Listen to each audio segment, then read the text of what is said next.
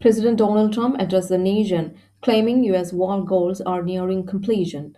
He warned he would hit Iran extremely hard over the next 2 to 3 weeks to finish the job, threatening to bring the nation back to the Stone Ages if it does not capitulate.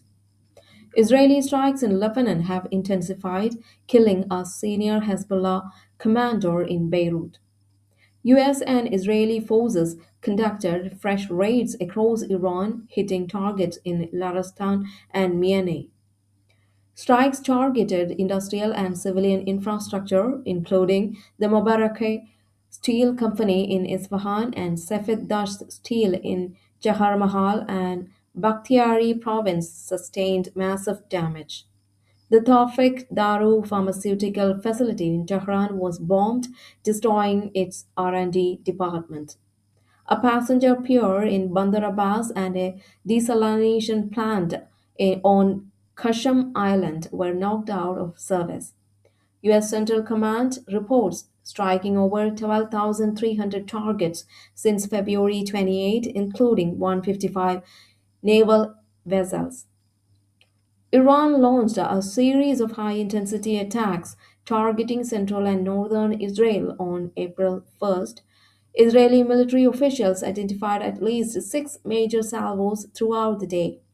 One of the largest barrages in weeks targeted central Israel with approximately 10 ballistic missiles fired in a single wave.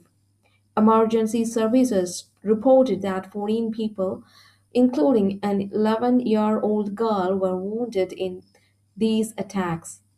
Impacts and damage were reported in cities including Petah Tikva and Nebrak. Following a national address by US President Donald Trump, in which he claimed war objectives were nearing completion, Iran launched further retaliatory strikes. In the early hours of Thursday, April 2nd, air raid sirens sounded across wide areas of northern Israel. The IDF detected new ballistic missile launches from Iran targeting the north, including the city of Kiryat Shimona. Israel's air defense systems were actively engaged in intercepting these new waves of missiles over Tel Aviv and northern regions. Iranian Foreign Minister Abbas Araghchi has categorically rejected President Donald Trump's claims that Iran is seeking a ceasefire, calling them false and baseless. Iranian President Masoud Pezeshkian issued an open letter to the American public urging them to look beyond distortions and stating Iran harbors no enmity toward ordinary Americans. NASA successfully launched the historic Artemis II moon mission. The crew, led by Commander Ray Wiseman, is now in orbit for a 10-day mission to circle the moon, the first such trip in over 50 years. Elon Musk's SpaceX has taken steps to become a publicly traded company. A mass malfunction of robo-taxis in a Chinese city caused a significant traffic gridlock. A powerful 7.4 magnitude earthquake struck off Ternate, Indonesia. While a tsunami warning was briefly issued and then lifted, reports indicate at least one death and some toppled buildings.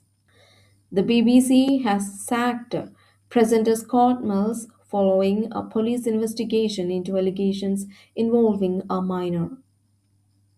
The US Supreme Court heard arguments regarding a challenge to birthright citizenship. Justices appeared skeptical of the plan to limit it. The US has lifted sanctions on Venezuela's acting president, Delcy Rodriguez.